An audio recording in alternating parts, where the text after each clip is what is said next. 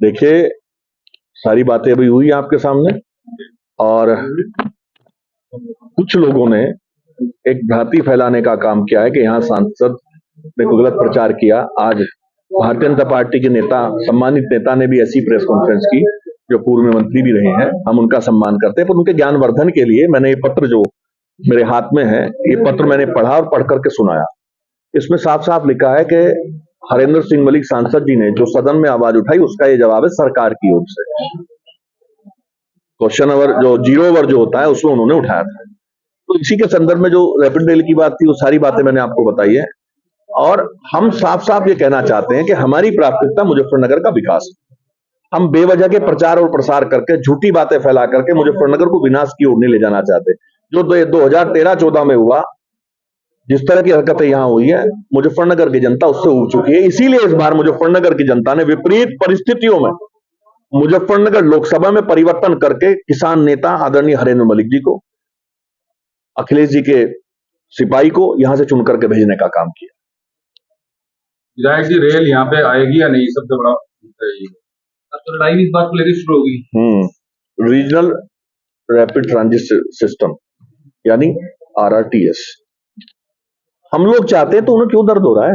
हम तो प्रयास कर रहे हैं। आप देखिए, मैं सुन रहा था, आदरणीय बालियान जी ने कहा, सवाल उठाने से कुछ नहीं होता। जो व्यक्ति संविधान में विश्वास ना रखते हुए इस तरह से लोकतांत्रिक मंदिर को, इस तरह की बात उसके बारे में कहना चाहता हो, एक अफवाह फैलाना चाहता हो कि वहां सवाल उठाने से कुछ नहीं होता, तो ये गलत बात है। वो अपने आप को साबित करना चाहते थे, उनके पास 10 साल थे, अभी हमारे पास 5 है, और भगवान ने चाहा और 5 होंगे, भगवान ने चाहा और 5 होंगे, और होंगे। अगर हमें जनता आशीर्वाद देगी, अगर जनता की कृपा हमें रही, हम पर रही, आप पे तो होगी कृपा, यहाँ पे सांसद, तो तभी तो मैं बोलने की स्थिति में हूं, तभी तो बोल रहा हूं मैं, और तभी तो कह रहा हूं कि हम प्रयास कर रहे हैं। देखिए, आप बताइए, विकास करने का कहना है कि आप हाथ उठा लो, वो अपने आप ले आएंगे। क्या हाथ उठा लो? हाथ खड़े कर दो, हाथ खड़े कर दो। नहीं, मंत्री जी को तो खड़ा कर ही दिया जनता ने, कुर्सी बैठे रहते, अब इधर दाएं बाएं भटकते रहते हैं, जैसा मुझे सुना है। मैंने सम्मान करता हूं उनका। मंत्री जी को तो कुर्सी से हटा दिया, अब खड़े फिर रहे हैं। हम तो सारे ही खड़े और बैठे भी, हम लोगों के बीच में रहते हैं। अच्छा, एक बात बताओ, आप तो पत्रकार हो, क्या माध्यम है विकास का? सरकार के लोगों से वार्ता करना, उनसे बात करना, मंत्रियों से, और सदन में आवाज उठाना, यही तो तरीका है विकास करने का। मेरे पिताश्री सरकार के लोगों से भी मिलते हैं, उनसे बात करते हैं, और सदन में भी आवाज उठाते हैं। कितनी बार आपने आदरणीय संजीव बालियान जी को मुजफ्फरनगर के विषय में बात करते सुना था 10 साल में? बताओ ना मेरे भाई, बताओ, है कोई जानकारी? नहीं, वो तो कह रहे हैं कि लगातार विकास हुआ, लगातार आवाज उठाते रहे। कहां गया विकास? भाग गया कहीं? वो दिखता तो नहीं। विकास कहां है? अपने किसी समर्थक की बात कर रहे हैं क्या भैया? विकास का मतलब क्या? देखो, मैं फिर बता रहा हूं, आदरणीय स्वर्गीय चौधरी अजीत सिंह जी को मैं नमन करता हूं। उनकी एक योजना थी, उनकी प्लानिंग थी कि उन्होंने यहां शुगर मिलों के निर्माण कराए।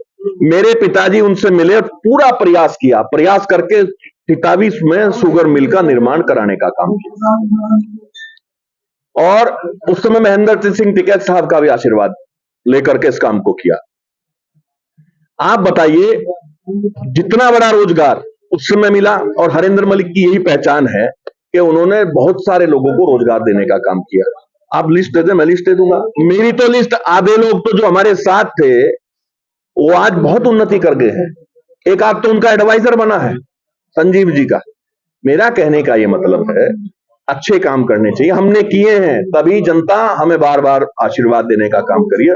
और विपरीत परिस्थितियों में आदरणीय संजीव जी 10 साल सत्ता में रहे, हम तो एक बार भी नहीं रहे। बताओ, रहे क्या सचिन जी? हम तो सत्ता में नहीं रहे, फिर भी 3 बार मुझे जिता दिया।